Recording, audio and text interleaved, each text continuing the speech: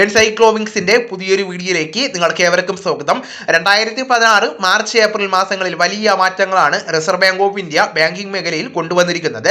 Bank account ഉള്ളവരെല്ലാം തന്നെ അറിഞ്ഞിരിക്കേണ്ട സുപ്രധാനപരമായിട്ടുള്ള മാറ്റങ്ങളെ കുറിച്ചാണ് ഈ വീഡിയോയിലൂടെ ഷെയർ ചെയ്യുന്നത്. നമ്മുടെ വീഡിയോ സാധ്യമായി കാണുന്ന സുഹൃത്തുക്കളാണെങ്കിൽ ആദ്യമേ തന്നെ ചാനൽ ഒന്ന് സബ്സ്ക്രൈബ് ചെയ്യുക. അപ്പോൾ നമുക്ക് വിശദാംശങ്ങളിലേക്ക് കടക്കാം. ആദ്യത്തെ അറിയിപ്പ്, ലോൺ തിരിച്ചടയ്ക്കാത്തവരെ ഭീഷണിപ്പെടുത്തുകയും പീഡിപ്പിക്കുകയും ചെയ്യുന്ന ബാങ്ക് നടപടികൾക്ക് റിസർവ് ബാങ്ക് ഓഫ് ഇന്ത്യ തടയിട്ടിരിക്കുകയാണ്. വായ്പ തിരിച്ചടയ്ക്കാത്തതിന്റെ പേരിൽ ബാങ്കുകളുടെ കടുത്ത നടപടി ഭയന്ന് നിരവധി പേർ ജീവനൊടുക്കിയതിന്റെ പശ്ചാത്തലത്തിലാണ് ഈ ഒരു നീക്കം നടക്കുന്നത്. വായ്പ തിരിച്ചു വാങ്ങുന്നതിന് ബാങ്കുകളും ബാങ്കിംഗ് ഇതര ധനകാര്യ സ്ഥാപനങ്ങളും പാലിക്കേണ്ട നടപടിക്രമം സംബന്ധിച്ച് RBI കരട് മാർഗനിർദ്ദേശം പുറത്തിറക്കിയിട്ടുണ്ട്. ഈ വർഷം ജൂലൈ 1 മാർഗനിർദ്ദേശം പ്രാബല്യത്തിൽ വരുന്നതാണ്. കരട് നിർദ്ദേശങ്ങൾ അനുസരിച്ച് വായ്പ വാങ്ങിയവർക്കെതിരെ ബാങ്കുകളും റിക്കവറി ഏജന്റുമാരും കർശന നടപടികൾ സ്വീകരിക്കുന്നതിന് വിലക്ക് ഏർപ്പെടുത്തിയിരിക്കുകയാണ്. ഉപഭോക്താക്കളുടെ പരാതികൾ ആദ്യം പരിഹരിച്ച ശേഷമായിരിക്കും ബാങ്കുകൾ വായ്പ തിരിച്ചു പിടിക്കുവാനുള്ള നടപടികൾ സ്വീകരിക്കേണ്ടത്. അതായത് വായ്പ തിരിച്ചടയ്ക്കാൻ കഴിയാത്തതിന്റെ കാരണം മനസ്സിലാക്കുകയും ആവശ്യമെങ്കിൽ ആശ്വാസ നടപടി സ്വീകരിക്കുകയും ചെയ്യേണ്ടതാണ്.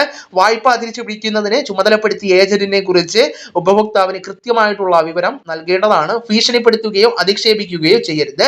വായ്പ തിരിച്ചടയ്ക്കാത്തവരെ ഏതൊക്കെ സമയങ്ങളിൽ ധനകാര്യ സ്ഥാപനങ്ങളും ഏജന്റുമാർക്കും ബന്ധപ്പെടാമെന്നും RBI കരട് നിയമപ്രകാരം വ്യക്തമാക്കുന്നുണ്ട്. പുതിയ സമയക്രമം പ്രകാരം രാവിലെ 8 മണി മുതൽ വൈകിട്ട് 7 മണി വരെ മാത്രമേ ബന്ധപ്പെടുവാൻ സാധിക്കുകയുള്ളൂ. കടം വാങ്ങിയവരും ഗ്യാരണ്ടി നിന്നവരും ഒഴികെ മറ്റാരെയും സമീപിക്കാൻ പാടില്ല. അടുത്തത്, സേവിങ്സ് അക്കൗണ്ടുകളിൽ മിനിമം ബാലൻസ് പാലിച്ചില്ല എന്ന പേരിൽ ഉപഭോക്താക്കളിൽ നിന്ന് പിഴ ഈടാക്കരുതെന്ന് പാർലമെന്റിന്റെ പെറ്റീഷൻ കമ്മിറ്റി നിർദ്ദേശിച്ചിരിക്കുകയാണ്. കഴിഞ്ഞ സാമ്പത്തിക വർഷം മിനിമം ബാലൻസ് ഇല്ലാത്തതിനാൽ പൊതുമേഖലാ സ്വകാര്യ ബാങ്കുകൾ പിഴ ഇനത്തിൽ 4817 കോടി രൂപയാണ് ഉപഭോക്താക്കളിൽ നിന്ന് ഈടാക്കിയത്. പിഴ പൂർണ്ണമായിട്ടും നിർത്തലാക്കുന്നതിന് ആവശ്യമായിട്ടുള്ള നിർദ്ദേശങ്ങൾ റിസർവ് ബാങ്കും ഡിപ്പാർട്ട്മെന്റ് ഓഫ് ഫിനാൻഷ്യൽ സർവീസും പുറത്തിറക്കണമെന്നും സമിതി ആവശ്യപ്പെട്ടിരിക്കുകയാണ്. SBI, bank of Baroda, bank of India, Canara bank, central bank of India, Indian bank, Punjab national bank, union bank എന്നിവ പിഴ ഒഴിവാക്കിയിട്ടുണ്ട്. UCO bank, Indian overseas bank, bank of Maharashtra, Punjab and Sindh bank എന്നിവ പിഴ നിലനിർത്തുവാൻ ആലോചിക്കുന്നുണ്ട്. അടുത്ത അറിയിപ്പ്, ഡിജിറ്റൽ ഇടപാടുകളിലെ തട്ടിപ്പിന് ഇരയാകുന്ന ഉപഭോക്താക്കൾക്ക് നഷ്ടപരിഹാരം ഉറപ്പാക്കുന്നതിനായിട്ട് നടപടി റിസർവ് ബാങ്ക് ഓഫ് ഇന്ത്യ ആരംഭിച്ചിരിക്കുകയാണ്. തട്ടിപ്പുകൾക്ക് ഇരയാകുന്നവർക്ക് 25,000 രൂപ വരെ നഷ്ടപരിഹാരം ലഭ്യമാകുന്നതിന് പദ്ധതി തയ്യാറാക്കിയതായിട്ട് RBI ഗവർണർ അറിയിച്ചിരിക്കുകയാണ്. സാമ്പത്തിക തട്ടിപ്പുകളിൽ 65% 50,000 രൂപയിൽ താഴെ വരുന്നതാണ്. ഇത്തരം തട്ടിപ്പുകൾക്ക് നഷ്ടപരിഹാരം ലഭ്യമാവുക എന്നും വ്യക്തമാക്കിയിരിക്കുകയാണ്. ഡിജിറ്റൽ സാമ്പത്തിക തട്ടിപ്പിനിരയായാൽ അത് ആരുടെയും കുറ്റം കൊണ്ടായാലും ഉപഭോക്താവിന് നഷ്ടപരിഹാരം ലഭ്യമാകുവാനാണ് പദ്ധതി നടപ്പിലാക്കുന്നത്.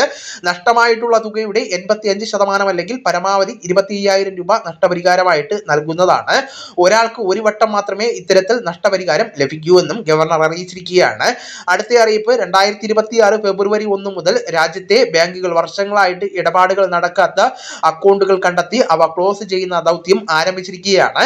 ഒരു വർഷമായിട്ട് ഇടപാടില്ലാത്ത ഇനാക്റ്റീവ് ആയിട്ടുള്ള അക്കൗണ്ടുകൾ, 2 വർഷത്തിലേറെയായിട്ട് നിശ്ചലമായിട്ട് കിടക്കുന്ന ഡോർമെന്റ് അക്കൗണ്ടുകൾ, ഉപയോഗിക്കാത്ത സീറോ ബാലൻസ് അക്കൗണ്ടുകൾ എന്നിവയാണ് ഈ ഒരു തീരുമാനം പ്രധാനമായിട്ടും ബാധിക്കുന്നത്.